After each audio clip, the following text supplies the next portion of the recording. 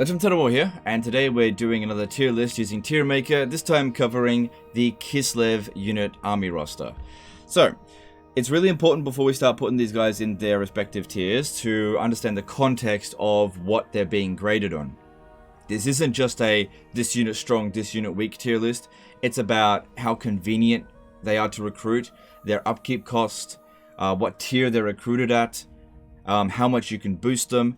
Basically, how effective you can potentially make a unit in Total Warhammer 3 based around the campaign. This tier list will not take multiplayer into consideration at all because I don't play multiplayer. If you're looking for a multiplayer tier list, you have to go and ask someone else. Sometimes I do get people saying, yeah, that's all good and well, but what about multiplayer? Unfortunately, I don't cater to multiplayer, so just please keep that in mind. Okay?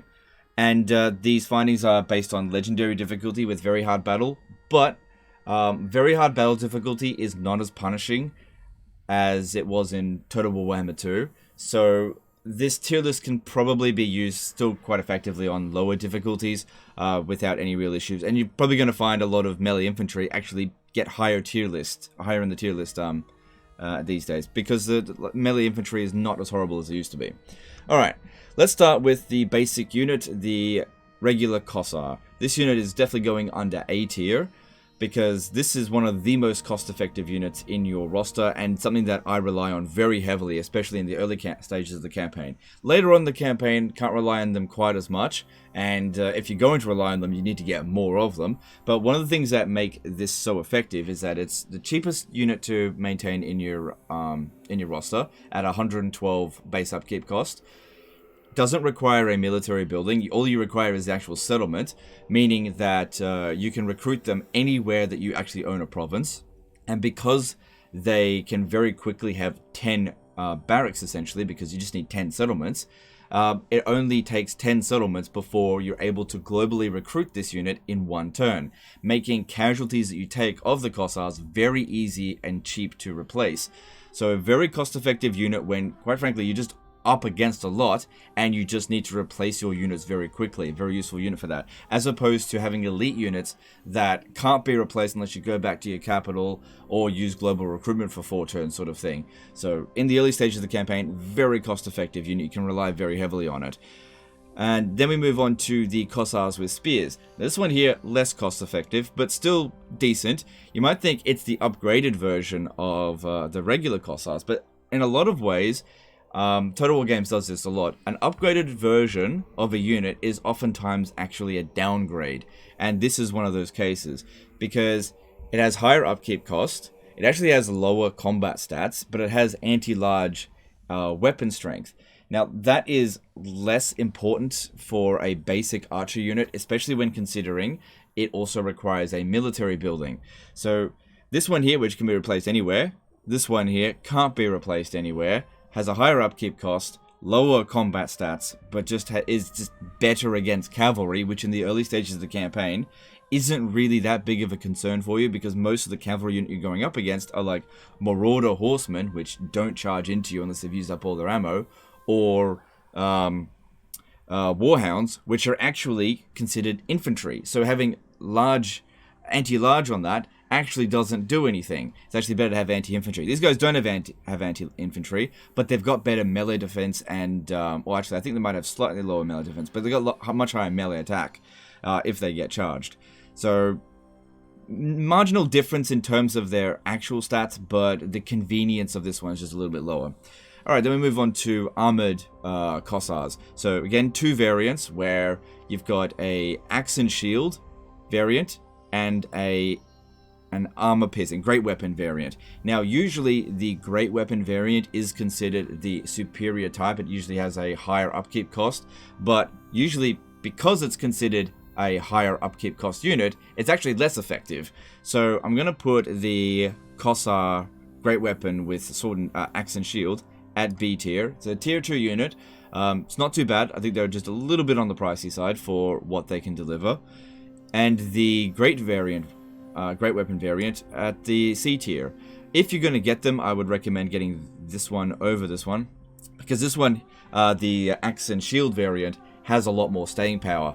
They've got good shields, they've got much higher melee defense, And in an archer-based faction or missile-based faction, which in the early stages of the campaign, Kislev does favor to be towards, it's better to have a frontline infantry that holds longer as opposed to an infantry unit that doesn't hold for very long, but dishes out more armor piercing, especially when you're going up against units that actually don't have that much armor, so it goes mostly to waste.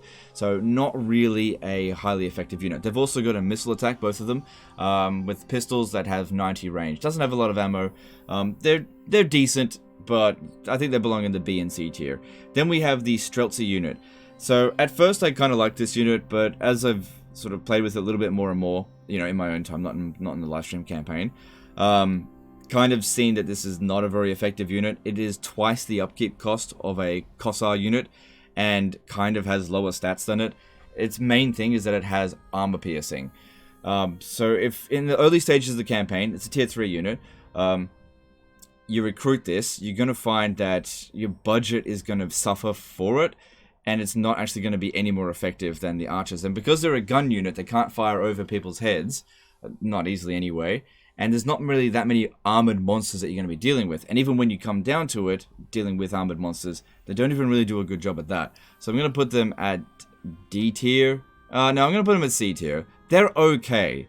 They're okay. But they're borderline D tier, because you can go through an entire campaign, not ever really ever need to go for it. Because the thing you got to consider as well is the enemies that you're going to be facing as Kislev. Most of the time, your primary enemies are going to be demons and Norskins. You know, Korn, Nurgle, Slanesh, they're going to be invading you fairly early on. Sinch is a little bit further away, but you might have an invasion from them. And then there's also the Demon Prince. Now, the thing about demons is they tend not to wear that much armor, but they have physical resistance. Now, none of these units here have magic attack, but at least this one here is cheap. Now, the armor piercing of this unit here doesn't penetrate physical resistance, so it mostly goes to waste against demons. So hence why C tier. Then we move on to the melee infantry, the Tsar Guard, where we've got the sword and shield variant, which I'm actually going to put at A tier. This is a very good infantry unit. Arguably one of the best tier 3 melee infantry units in the game. Very good at holding the line, does a decent amount of damage, really good shields, silver shields. This one can hold the line for a really long time. They do, if you put them in your army, they tend to get wiped out every now and again, just because they will fight to the damn death. But they're very good at what they do, and they're a very reliable unit. Then, of course, you've got the Great Weapon variant. Now, the Great Weapon variant is more expensive in terms of upkeep, doesn't have as much melee defense, doesn't have the shield, but has more armor piercing and higher melee attack. B tier. It's just not as valuable unless you're building specifically a melee infantry only army, which is not cost effective at all. I wouldn't recommend getting this one over it. It's not like it's a bad unit, it's just not as good as the Sword and Shield variant.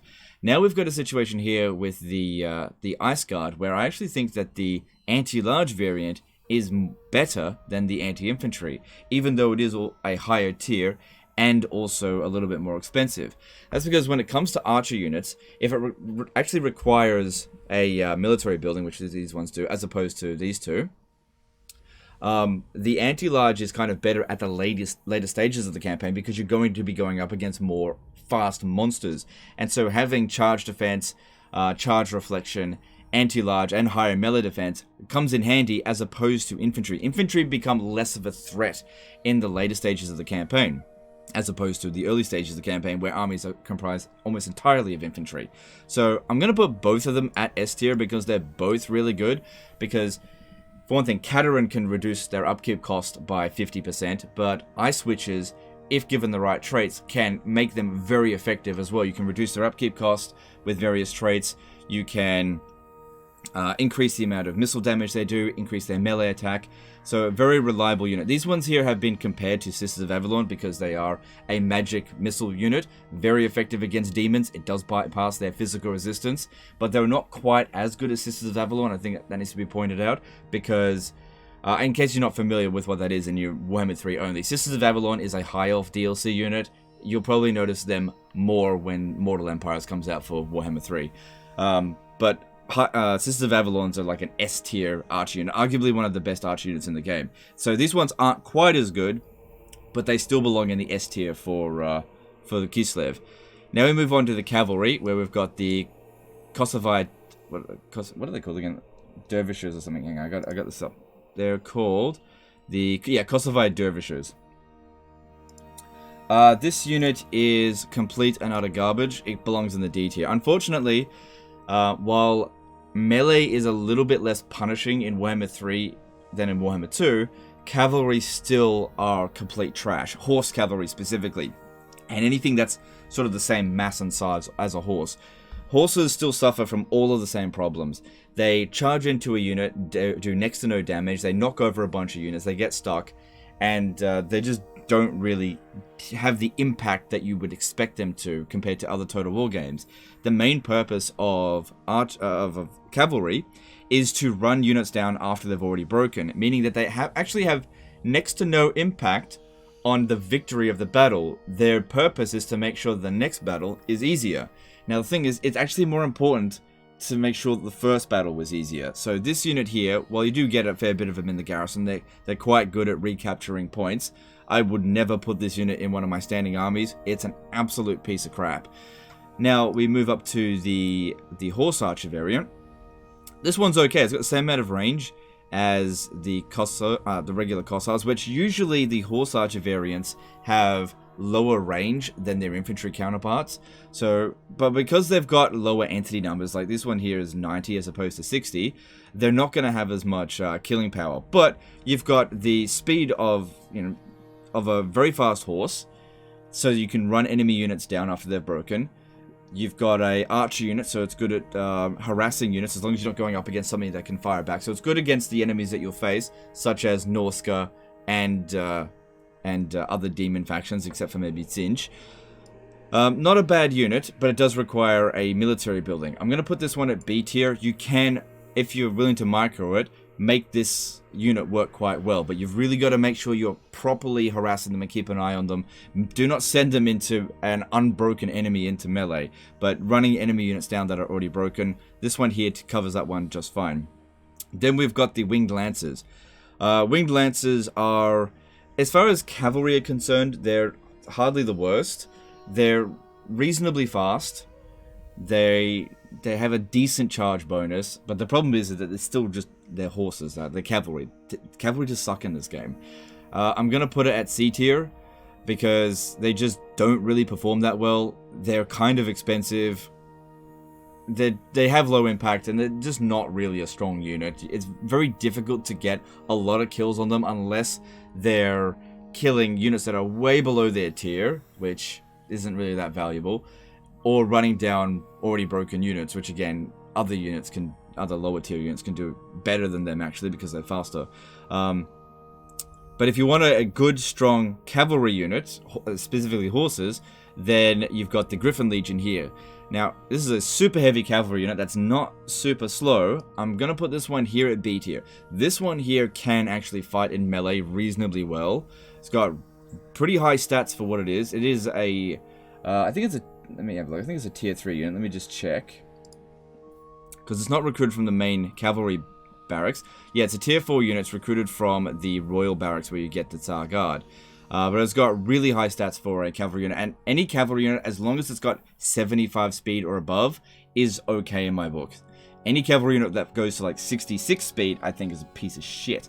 But Griffin Legion doesn't do that. So they get a pass, and that's why they're on C tier. Okay, moving on to Warbears. This unit here is the strongest Kislev unit in the game. This one goes to S tier. If you want an actual Doomstack, Warbear Riders are your best unit, and you want to put this in Tsar Boris's army. He makes these units so much stronger than what they already are, and this is your anti-ogre unit. So if you're dealing with ogres on the campaign, I know Gorges are a problem at the moment, but the AI, except for Scrag, tends not to completely spam Gorges, so you just kind of have to deal with that. But if they spam some Stonehorns, this unit here can take them down pretty easily. They're anti-large, armor-piercing, they absolutely wreck through everything. And they're really quick as well, with a base of 75 speed, and that can be boosted up further thanks to the supporter mechanic, as you just build it up, you get more speed for all your armies. This is a very fast unit that you can use as hit and run. They're monstrous cavalry, so they've got loads of mass. They can actually get out of combat, unlike the other kinds of cavalry that just get stuck. And they're very good to heal with patriarchs that are at the same speed on a bear, using their mass heal spell. Super strong unit, probably one of my favorite units in the Kislev roster. The only problem with it though is that it is extremely expensive. It is a tier 4 unit, but yeah, if you're looking for a super strong army where you're going up against a lot of just problematic enemies that are super strong, this is your strongest unit. Not elemental bears, they are not the strongest unit in your roster. This one here is. Okay, now we move on to the sleds. Okay, now you've got the light war sled, bear sled I suppose, and then the heavy sled.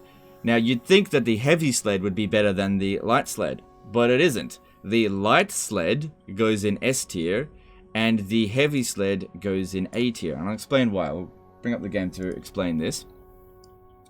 Alright, so the light war sled is a tier 3 unit. The heavy war sled is a tier 4 unit, meaning you get it a little bit later. This one here has higher armor. About 40 higher armor and more health. But it has 66 speed as opposed to 75 speed. This speed is what really matters here because this is a skirmish unit. You've got a ton of ammunition and missile strength here.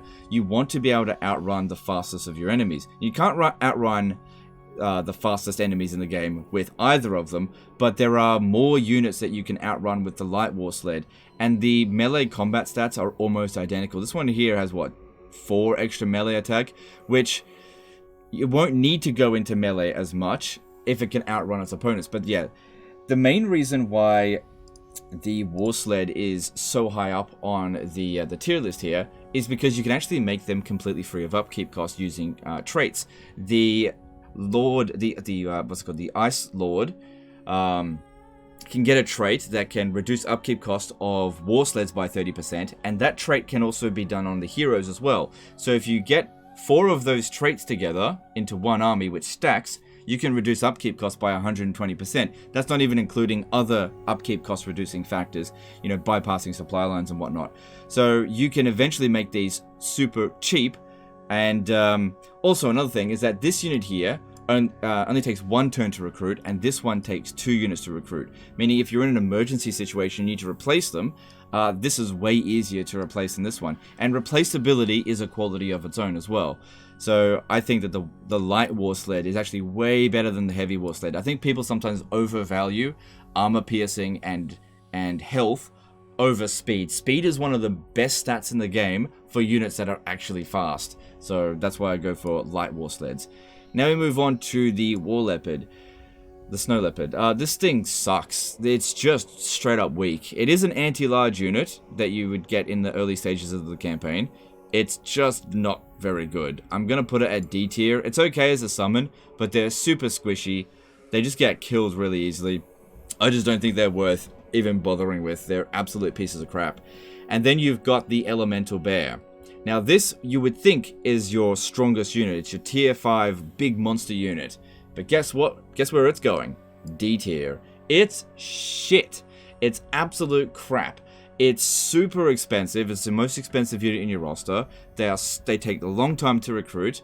Nobody's able to specifically reduce their upkeep cost. Tsar Boris is able to give them regeneration, but in all honesty, stick with the warbears with him. So having these with regeneration, or just these that just never get killed, they don't need regeneration because they kill everything. These ones here are derpy, expensive pieces of crap. Now they're very strong, right? All right, if you get a whole bunch of them, they're very strong. But for the cost that you're paying, I would highly recommend just avoiding this unit entirely. It's a very derpy unit. If they start getting badly damaged, it's very difficult to get out of combat because they just get stuck. They're kind of slow for a monster, and they're just too big. Their size works against them so much, and definitely due to their cost. All of these factors just working against them. The fact that they can dish out a lot of damage or have an ice breath attack is almost irrelevant, because the ice breath attack, you got to get in really close in the first place, and all they have to do is just touch you in melee, and you can't do it anymore. So yeah, just not a very good unit at all, in my opinion. You can get some use out of it, but I don't even bother. Alright, then we move on to the artillery piece, the little Grom. This has a similar sort of effect as the war sleds, where when getting the choice between those traits to reduce upkeep cost on the war sled, there's always the opportunity to make it for the little Grom instead. It's always those two choices. So you can make the little Grom completely free of upkeep cost. And I've actually tried using a little Grom Doomstack, just spam them, and it does work. It's a little bit tricky to use, because it's essentially an artillery piece. And if enemies getting close, it's a bit of a problem. But this artillery piece doesn't immediately die in melee. Like other artillery pieces, it can still fight a bit. Now, this unit can get tons of ammunition. It's heavily boosted in the tech tree. So I'm going to put this one here at S tier. While I probably wouldn't recommend you spam them like I did in one of my armies, putting a couple of these in every one of your armies makes walled sieges a breeze. They're great at taking out towers, they're great at taking out big targets, they're great at taking out small targets, they're quite accurate, they got loads of ammunition, they can be healed. Just a really effective unit that doesn't break your bank, that is very easy to replace if they do get killed. Just all around a very useful unit. And it's your only artillery piece, so it kind of has to go into S tier.